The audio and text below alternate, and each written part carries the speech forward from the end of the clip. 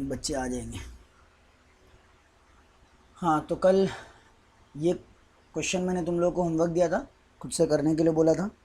ठीक है, आई होप कि सबने कर भी लिया होगा। एक बार मैं सोल्यूशन बता देता हूँ, तो जिसने किया है वो चेक कर लेना सही है कि नहीं है, और जिसने नहीं किया है तो उसका हो जाएगा। ठीक है, तो इस क्वेश्चन को सॉल्व करने के लिए हमें ये पता होना चाहिए कि फंक्शन में मतलब जब जो डेरिवेटिव और इंटीग्रेशन होते हैं, ये दोनों भी एक दूसरे के क्या होते हैं, रिवर्स प्रोसेसेस होते हैं। ठीक है ना, ये चीज़ मैंने कल भी तुम लोगों को बताया था। मान लो अगर मेरे पास कोई फंक्शन है एफ एक्स, मैं इसको डिफ्रेंशिएट कर रहा हूँ, तो मुझे इसको डिफ्रेंशिएट करने पे क्या मिलेगा, एफ डैश ऑफ एक्स मिलेगा। ठीक है, तो इसका मतलब ये है कि अगर मैं एफ डैश ऑफ एक्स को इंटीग्रेट कर दूँ, अगर मैं एफ डैश ऑफ एक्स को इंटीग्रेट कर दूँ, तो मैं फिर से कहाँ पर पहुँच जाऊँगा, एफ ऑफ एक्स पे पहुँच जाऊँगा। ठीक है, तो ये चीज़ अपने को पता होनी चाहिए। तो यहाँ पर अपने को क्वेश्चन में क्या बोल रहा है कि जो एफ डैश ऑफ एक्स है, that is x minus three upon x cube, F of one की वैल्यू 11/2 है, हमें क्या करना है, एफ ऑफ एक्स की वैल्यू फाइंड आउट करनी है। ठीक है ना, तो F of x f dash of x से कैसे मिलेगा, इंटीग्रेट करके। ठीक है ना, तो हम लोग इंटीग्रेट कर लेंगे इसको। तो लिखेंगे f dash of x equal to x cube minus 3/x³ 3/x³। ठीक है, therefore integrating both sides with respect to x, integrating both sides with respect to x, so what we will get is integration of f dash of x into dx is equals to integration of this whole thing, that is x minus 3/x³ dx। ठीक है, अच्छा f dash of x का integration क्या हो जाएगा, f of x हो जाएगा, equal to यहाँ पर क्या करेंगे, दोनों को इंटीग्रल डिस्ट्रीब्यूट कर देंगे, तो ये हो जाएगा x d x minus 3 constant है बाहर, 1/x³ dx। ठीक है, समझ गया ये। अच्छा, इसका आंसर क्या हो जाएगा, x²/2 माइनस 3 इंटू इसका आंसर क्या हो जाएगा, x⁻³ है, ये देखो x⁻³ का इंटीग्रेशन क्या हो जाएगा, x⁻² अपॉन -2। सही है, सही है, तो यहाँ पर आ जाएगा x⁻² अपॉन -2। ठीक है, और प्लस में क्या आ जाएगा, सी आ जाएगा। तो ये किसकी वैल्यू मिल गई अपने को, एफ ऑफ एक्स की वैल्यू मिल गई। अब ये जो सी है ना, ये वैल्यू निकालने के लिए उसने एफ ऑफ वन की वैल्यू दे रखा है, तो हम लोग क्या करेंगे, इस एफ ऑफ एक्स में एक्स की जगह पर क्या रख देंगे, 1 रख देंगे। उससे अपने को क्या मिल जाएगी, सी की वैल्यू मिल जाएगी। फिर सी की वैल्यू को वापस से इसी में सब्सटीट्यूट कर देंगे। समझ में आया क्या कहना चाह रहा हूँ मैं। इसको इक्वेशन नंबर 1 मान लो, दिस इज इक्वेशन नंबर 1। ठीक है, अब क्या करना है, x की जगह पे 1 पुट करना है। ठीक है, now put x equal to 1 in above equation. ठीक है, therefore f of 1 will be equal to 1/2 minus 3/-2 plus c. ठीक है, 1⁻² भी 1 ही होगा, 1⁻² भी 1 ही होगा। हेलो बेटा, TRT ऑफिशियल। चलो आगे बढ़ते हैं। तो एफ ऑफ 1 की वैल्यू कितनी दे रखा है अपने को, एफ ऑफ 1 इक्वल्स टू 11/2 है ना, तो एफ ऑफ 1 के बदले में क्या लिख लेता हूँ, 11/2 लिख लेता हूँ। तो यहाँ पर आ गया 11/2 इक्वल्स टू 1/2 प्लस 3/2, और प्लस में क्या आ जाएगा, सी आ जाएगा। ठीक है, ओके, तो ये क्या हो गया, 11/2 माइनस 3 + 1 कितना होता है, 4/2 आ गया इक्वल्स टू सी। ठीक है, डिनोमिनेटर सेम है तो एक ही बार लिखेंगे, ऊपर एडिशन है तो एडिशन, सब्ट्रैक्शन है तो सब्ट्रैक्शन। ठीक है ना, तो 3 + 1 कितना हो गया, 4 हो गया, तो ये दिस विल बिकम 4/2। इसको लेफ्ट में ले लिया मैंने, तो क्या आ गया, 11/2 माइनस 4/2। 11 - 4 कितना होता है, 7/2। ठीक है, 11 - 4 7, और 2 का 2 एज इट इज, तो सी की वैल्यू आ गई। अब इसको क्या करेंगे, फिर से इक्वेशन नंबर 1 में सब्सटीट्यूट कर देंगे। समझ में आ गया, पुट इन इक्वेशन 1। तो what we will get finally is f of x equal to x²/2 plus 3x⁻² plus 7/2। अब चाहो तो इस x को नीचे भी लिख सकते हो, 3/2x², ऐसा भी लिख सकते हो। आई होप कि सबको ये क्लियर हो गया। ठीक है, तो ये क्वेश्चन था जो कल तुम लोगों को मैंने सॉल्व करने के लिए दिया था। फाइन। हाँ, MHT-CET के लिए बेटा आने वाली है एक वीडियो, ठीक है। MHT-CET के लिए एक वीडियो आने वाली है, लेकिन मेरे चैनल पे नहीं आएगी, कालसेकर के ऑफिशियल चैनल पे आने वाली है। कालसेकर टेक्निकल कैंपस करके कॉलेज है पनवेल में, उन लोग का ऑफिशियल चैनल है, वहाँ पर आने वाला है। कल ही मेरा सेशन होने वाला था, लेकिन कल कुछ टेक्निकल इश्यू की वजह से नहीं हो पाया, ठीक है। अगर तुमको वो लेक्चर अटेंड करना है, वो सेशन अटेंड करना है, तो अपने आप को रजिस्टर करवा लो। मेरे चैनल के कम्युनिटी पोस्ट में जाओगे तो वहाँ पर तुमको वो मिल जाएगा, ठीक है। मैंने फ़ोटो भी डाला हूँ और एक पोस्ट भी डाला हूँ टेक्स्ट के फॉर्मेट में, तो वहाँ जा कर के अपने आप को रजिस्टर करवा लो, तुमको लिंक आ जाएगी, ठीक है। चलो, तो CET के टिप्स एंड ट्रिक्स के ऊपर एक वीडियो आने वाला है। ओके फाइन, तो ये हो गया अपना प्रैक्टिस सेट 3.1 कंप्लीट, ठीक है। अब 3.2 की तरफ बढ़ने से पहले एक थ्योरम अपने को पढ़ना पड़ेगा, ठीक है। वो थ्योरम क्या है उसको समझते हैं। तो सबसे पहले ये जानो कि अगर इंटीग्रेशन को सॉल्व करना है तो इंटीग्रेशन को सॉल्व करने का एक तरीका नहीं, अपने पास बहुत तरीके हैं, ठीक है।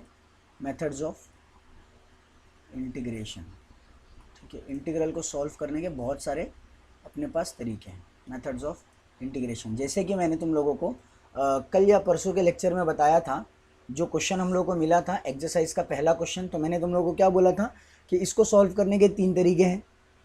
एक तरीका तो सोच के दिमाग लगा करके मैनिपुलेशंस कर लो, दूसरा तरीका पॉलिनोमियल डिवीजन, तीसरा तरीका पार्शियल फ्रैक्शन, ठीक है, जिसको हम लोग बाद में पढ़ने वाले हैं।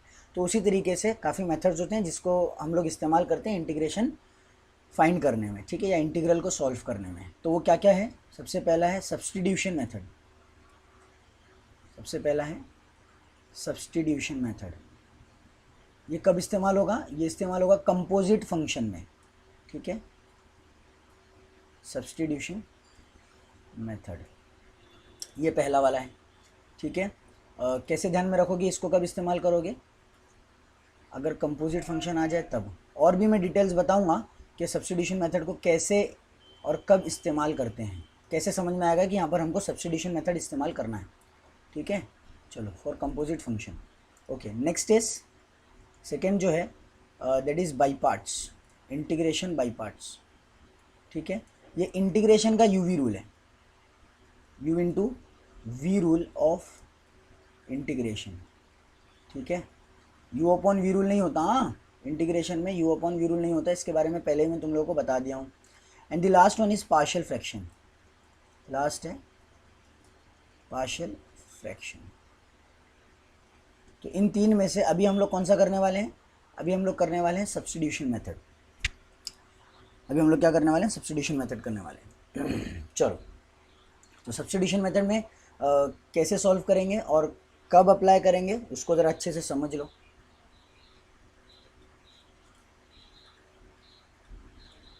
सब्स्टिट्यूशन मेथड,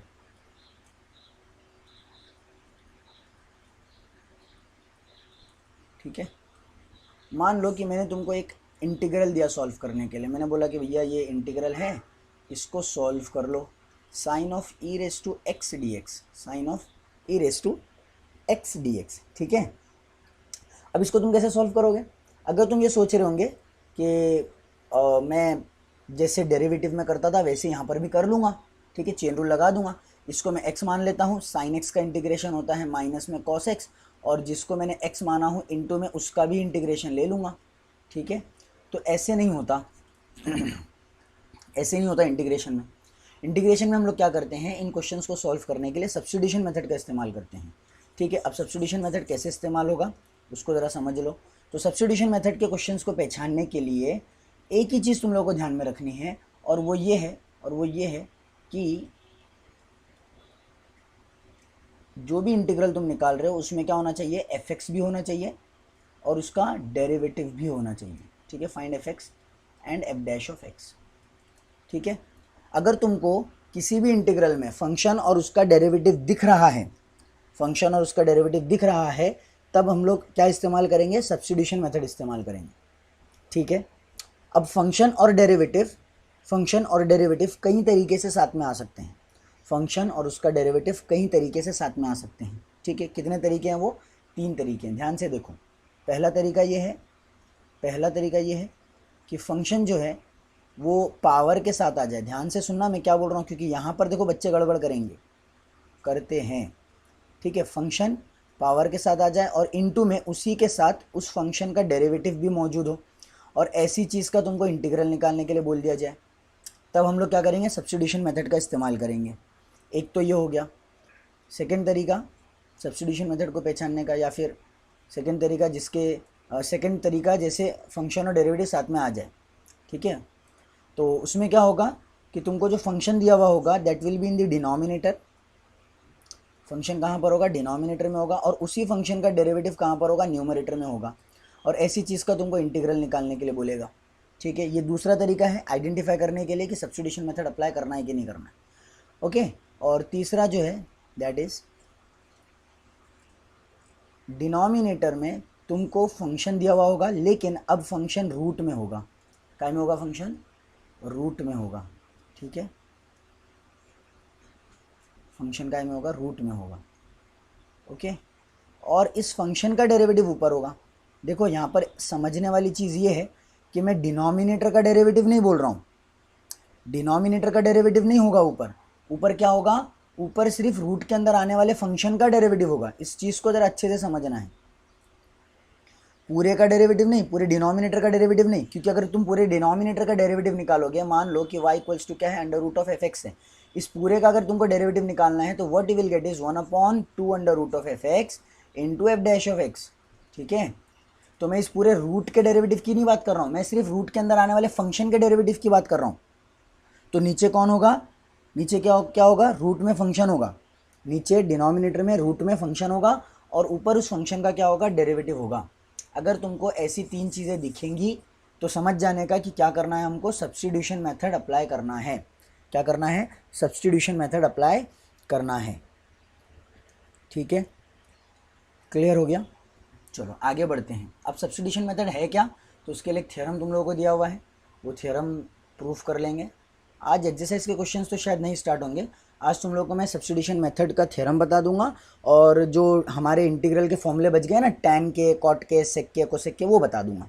ठीक है, क्योंकि वो सब्स्टिट्यूशन मेथड से ही डिराइव होते हैं। चलो, तो क्या बोलता है थ्योरम?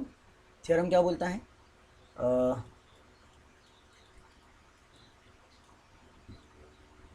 थ्योरम सब्स्टिट्यूशन मेथड का थ्योरम है ये कहता है कि अगर तुम्हारे पास एक फंक्शन हो, if x is a function of t, x अगर t का फंक्शन है, ठीक है, x अगर t का फंक्शन है, डिफरेंशिएबल, कैसा फंक्शन? डिफरेंशिएबल फंक्शन, यानी कि इसका डेरिवेटिव एग्जिस्ट करेगा। ठीक है, f x is equals to h of t is differentiable, is a differentiable function, then तब क्या होगा? तब ये होगा कि f of h of t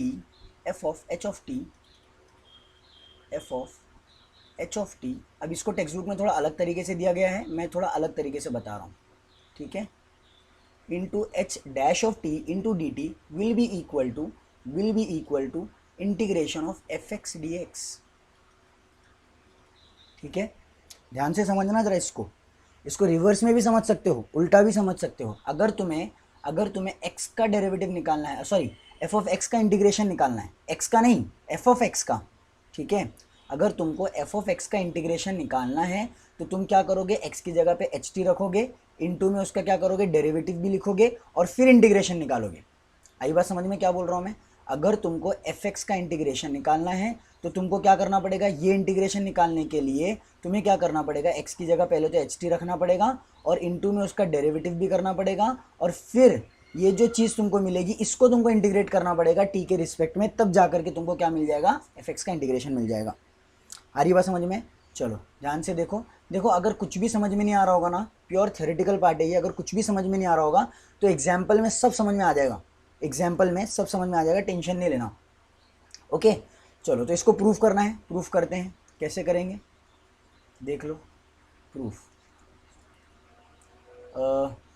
x is equals to h t is differentiable function, ये तो क्वेश्चन खुद बोल रहा है, गिवन है ना ये। इफ़ के बाद वाली जो चीज़ होती है वो गिवन होती है और देन के बाद वाली चीज़ अपने को प्रूफ करनी होती है, ठीक है। तो x is equals to h of t is differentiable function, therefore dx by dt will be equal to h dash of t. Exist करेगा ना डेरिवेटिव, डिफरेंशिएबल फंक्शन है, इसका मतलब क्या, डेरिवेटिव एग्जिस्ट कर रहा है। तो dx/dt अगर मैं इसको डिफरेंशिएट कर दूं t के रिस्पेक्ट में, तो what I will get is dx/dt equals to h dash of t, ये मिल गया। अच्छा, अगर मैं यहाँ से dx की वैल्यू निकालने की कोशिश करूँ तो मुझे क्या मिल जाएगा, h dash of t into d T. इसको इक्वेशन नंबर 1 लिख करके छोड़ दो, ठीक है। आगे बात समझ में। Now integration of f dash of x dx will be equal to integration of f of x की जगह पे क्या डालेंगे, h of t डालेंगे, x की जगह पे क्या डालेंगे, h of t डालेंगे, ठीक है, h of t डालेंगे। आई बात समझ में। और जो dx नज़र आ रहा है, तुम लोगों को, उसके बदले क्या डालेंगे, h dash of t dt डालेंगे। क्या आएगा यहाँ पर, h dash of t dt। ओहो, हो गया प्रूफ। यही तो करना था, प्रूफ करना था। तो कुछ है ही नहीं है थ्योरम के अंदर, ठीक है। अब हो सकता है कि थ्योरम तुम लोगों को कुछ भी समझ में नहीं आया, यहाँ पर मैंने क्या लिखा हूँ ये भी कुछ भी समझ में नहीं आया, तो अब सारी चीज़ें एग्जाम्पल्स में समझ में आने लग जाएंगी, ठीक है। तो ध्यान से देखना एग्जाम्पल्स को। चलो तो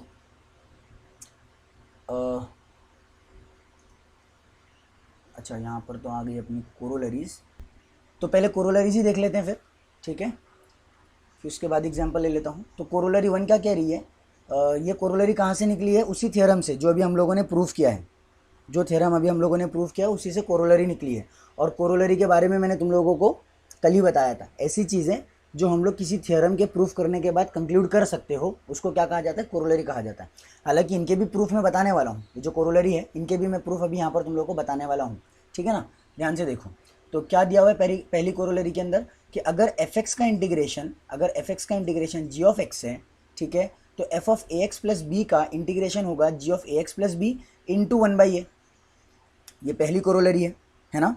और अगर तुमको याद होगा तो कल हमने इसी को तो डिस्कस किया था, कल जितने भी सम्स हुए हैं वो सारे के सारे इसी कोरोलरी पे थे। कल के जितने भी सम हम लोगों ने सॉल्व किए थे वो सारे सम्स इसी कोरोलरी पे थे। ओके, तो इसका प्रूफ देख लो, ठीक है। कल मैंने प्रूफ नहीं बताया था क्योंकि सब्स्टिट्यूशन मेथड नहीं बताया था, अभी आज इसका प्रूफ देख लेंगे, ठीक है ना। ध्यान से देखो अपने को क्या दे रखा है, f of ax plus b दे रखा है, f of ax plus b dx दे रखा है। इसकी वैल्यू क्या करनी है अपने को, प्रूफ करके बतानी है कि ये है, ठीक है। इसकी वैल्यू अपने को क्या करनी है, प्रूफ करके बतानी है कि ये है, ठीक है ना। चलो तो इसको आई मान लेता हूँ मैं, let I equals to integration of f of ax plus b into dx। हम लोग क्या करेंगे, ax प्लस बी को एक दूसरा वेरिएबल सब्स्टिट्यूट कर देंगे t, ठीक है। ax प्लस बी को क्या मान लेंगे, t मान लेंगे। तो ax प्लस बी क्या हो गया, t हो गया। अब इसको क्या करो, डिफ्रेंशिएट कर दो t के रिस्पेक्ट में, differentiating with respect to t।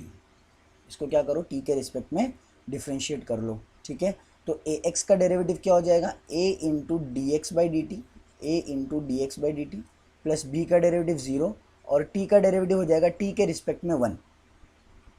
t का डेरिवेटिव t के रिस्पेक्ट में क्या हो जाएगा, 1 हो जाएगा। आई बात समझ में। अगर किसी को ये नहीं समझ में आया तो तुम ऐसा भी कर सकते हो कि इस इक्वेशन को x के रिस्पेक्ट में डिफ्रेंशिएट कर दो, ठीक है। Differentiate with respect to x, ठीक है ना। तो क्या हो जाएगा, a इंटू एक्स का डेरिवेटिव 1 प्लस b का डेरिवेटिव 0, t का डेरिवेटिव x के रिस्पेक्ट में will be dt by d x. देखो t x का फंक्शन है, t x पे डिपेंड कर रहा है, तो इसको इसका डेरिवेटिव निकालते वक्त इसको 0 नहीं कर देना। आ रही है बात समझ में। अच्छा, तो अपने को फाइनली क्या मिला, a equals to d t by d x. मैं क्या कर रहा हूँ, डी एक्स को लेफ्ट में ले रहा हूँ और डी टी को वहीं पे रहने देता हूँ और a को भी राइट में ले लेता हूँ, ठीक है, डी टी के पास। तो this will become d x is equals to 1/a into d t, 1/a into d t, ठीक है, ये समझ गया। अच्छा, अब क्या करेंगे, इस वैल्यू को यहाँ पर इक्वेशन नंबर 1 में सब्स्टिट्यूट कर देंगे। इक्वेशन 1 में क्या कर देंगे, सब्स्टिट्यूट कर देंगे। dx के बदले क्या डाल दो, 1/a dt डाल दो। तो i will become what, i will become integration of f of ax plus b into dx के बदले 1/a dt, 1/a dt, ठीक है, समझ में आ गया। 1 अपॉन ए कॉन्स्टेंट है, इंटीग्रल साइन के बाहर आ जाएगा। 1 अपॉन ए कॉन्स्टेंट है, इंटीग्रल साइन के बाहर आ जाएगा। यहाँ पर जगह कम पड़ गई यार, मुझे लगा था कि हो जाएगा। ठीक है चलो इसको यहाँ पर बना लेते हैं, कंटिन्यू कर लेते। ओके, तो आई को अगर मैं फर्दर सॉल्व करूँ तो मुझे क्या मिलेगा, 1 अपॉन ए कॉन्स्टेंट है बाहर, 1 अपॉन ए कॉन्स्टेंट है बाहर। इंटीग्रेशन में क्या बचा, integration f of a x plus b into sorry हाँ a x plus b into d t, x plus b into d t. ठीक है, लेकिन ए एक्स प्लस बी क्या है, ए एक्स प्लस बी क्या है, टी है। देखो ज़रा ध्यान से, ए एक्स प्लस बी क्या है, टी है। तो इसको मैं ऐसे लिख सकता हूँ F of t D T, इसको ऐसे लिख सकता हूँ F of t D t. ठीक है ना, देखो ना यहाँ पर ए एक्स प्लस बी को क्या माने, टी माने। ओहो एक minute sir, F of x का इंटीग्रेशन एक्स के रिस्पेक्ट में जी एक्स प्लस सी है, तो एफ ऑफ टी का इंटीग्रेशन टी के रिस्पेक्ट में जी ऑफ टी प्लस सी हो जाएगा।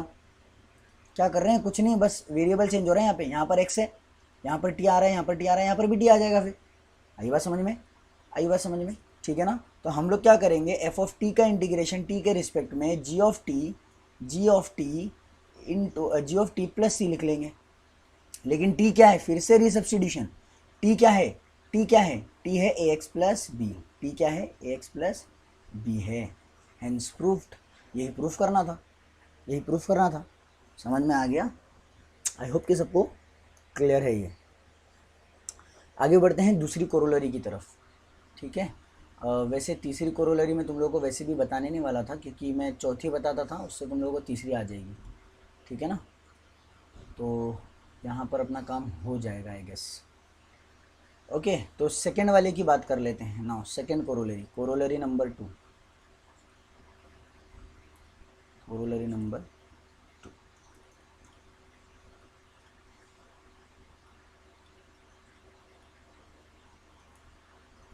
ध्यान से देखना। ठीक है, क्या बोल रहा है इसमें कि integration of f of x the whole raise to n into f dash of x अगर हो, ठीक है, तो इसका आंसर क्या होता है, f of x the whole raise to n plus one divided by n plus one plus C.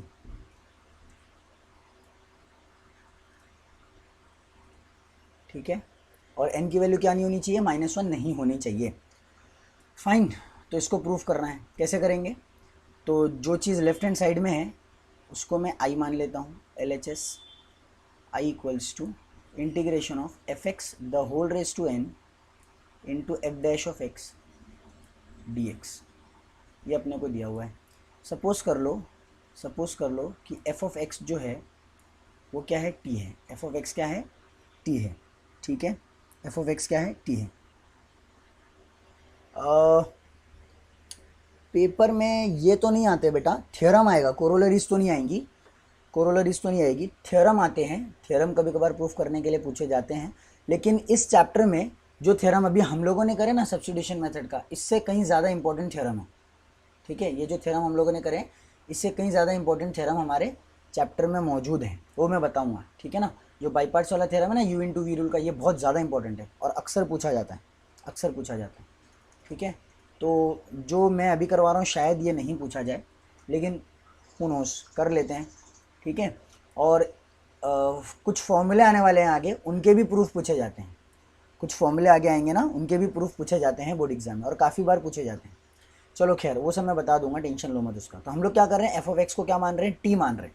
F of x को क्या मान रहे हैं, टी मान रहे हैं। और इसको मैं क्या कर रहा हूँ, डिफ्रेंशिएट कर रहा हूँ, इसको मैं क्या कर रहा हूँ, डिफ्रेंशिएट कर रहा हूँ एक्स के रिस्पेक्ट में, differentiating with respect to x. ठीक है, तो एक्स के रिस्पेक्ट में डिफ्रेंशिएट कर दोगे तो लेफ्ट हैंड साइड में तुमको क्या मिल जाएगा, एफ डैश ऑफ एक्स, और राइट हैंड साइड में क्या मिल जाएगा, d t by d x, D t by d x. अब मैं क्या कर रहा हूँ, एफ डैश ऑफ एक्स और डी एक्स को एक जगह कर लेता हूँ। ठीक है, और यहाँ पर क्या आ जाएगा, डी टी आ जाएगा। आई बात समझ में, आई बात समझ में।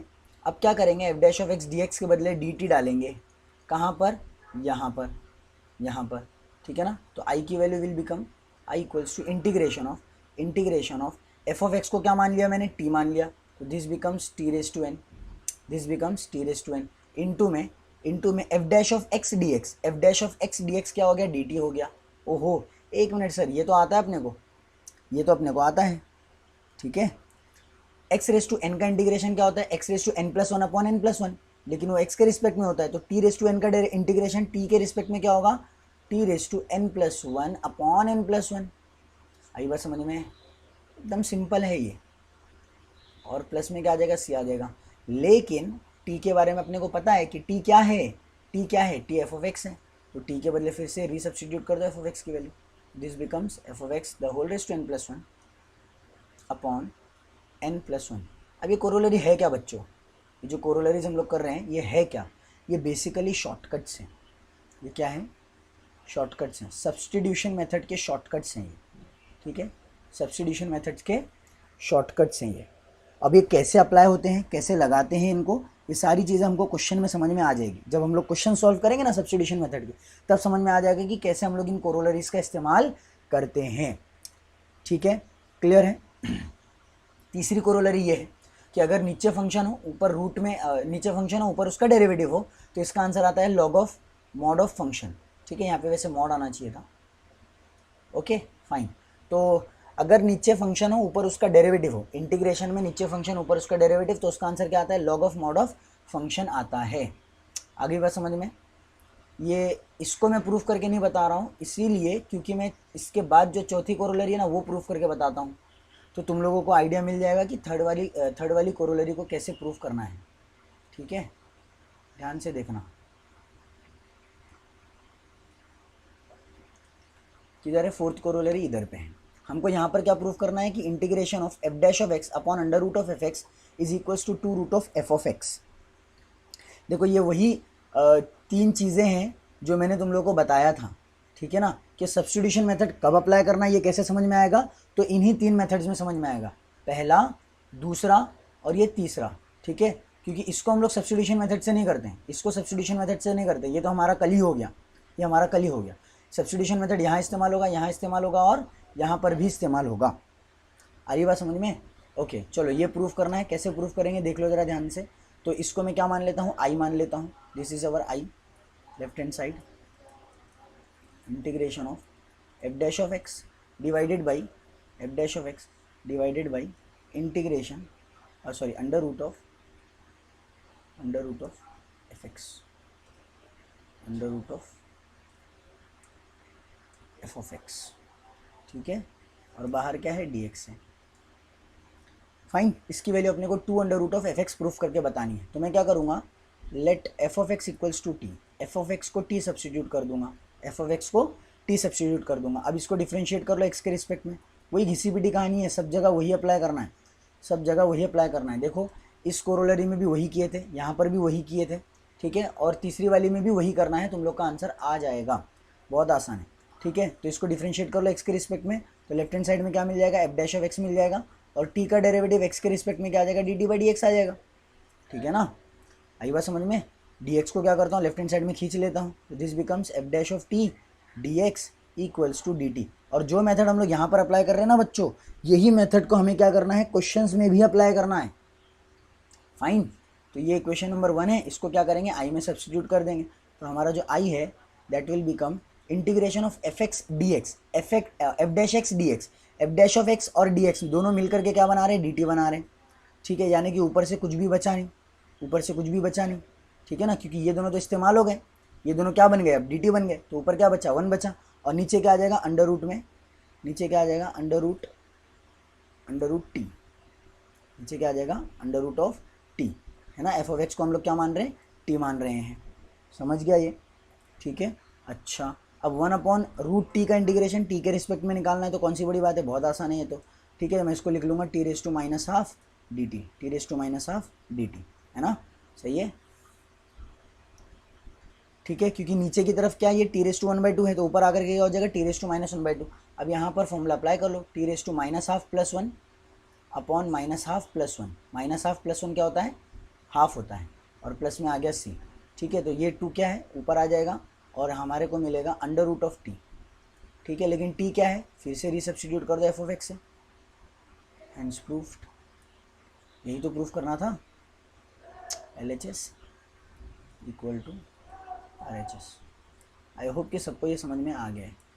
जो मेथड अभी हम लोग यहाँ पर अप्लाई कर रहे हैं, सेम मेथड अपने को कहाँ पर अप्लाई करना है, क्वेश्चंस में भी अप्लाई करना है, ठीक है। अब यहाँ से टेक अवे क्या है, इन तीनों कोरोलरीज के प्रूफ में से, ठीक है, हमें क्या लेना है, हमें ये लेना है कि जब भी हमको कंपोजिट फंक्शन दिखेगा जब भी हमको कंपोजिट फंक्शन दिखेगा तो उस फंक्शन का डेरिवेटिव भी अवेलेबल होगा इंटीग्रल में। जब भी हमको कंपोजिट फंक्शन दिखेगा तो उस फंक्शन का डेरिवेटिव भी इंटीग्रल में कहीं ना कहीं अवेलेबल होगा। ठीक है, एक तो चीज़ सबसे पहले ये चीज़ आइडेंटिफाई कर ली है। सब्स्टिट्यूशन मेथड जैसे आइडेंटिफाई हो गया कि भैया यहाँ सब्स्टिट्यूशन मेथड लगने वाला है, नेक्स्ट स्टेप क्या होगा? नेक्स्ट स्टेप ये होगा कि हम लोग फंक्शन को एक दूसरा वेरिएबल मान लेंगे। ठीक है, हम लोग क्या करेंगे? फंक्शन को एक दूसरा वेरिएबल मान लेंगे। ठीक है, पहला स्टेप। उसके बाद क्या करेंगे? इसको डिफ्रेंशिएट करेंगे। तो F dash of x d x की वैल्यू किसके बराबर हो जाएगी? D t by d x की बराबर हो जाएगी। F dash of x d x बोल दिया मैंने, डी एक्स को अब इधर लेकर के आएंगे तो अब ये क्या हो जाएगा? F dash of x d x is equals to d t. ठीक है, अब इनको क्या करेंगे? इंटीग्रल में सब्स्टिट्यूट करेंगे, अपना आंसर आराम से आ जाएगा। फाइन।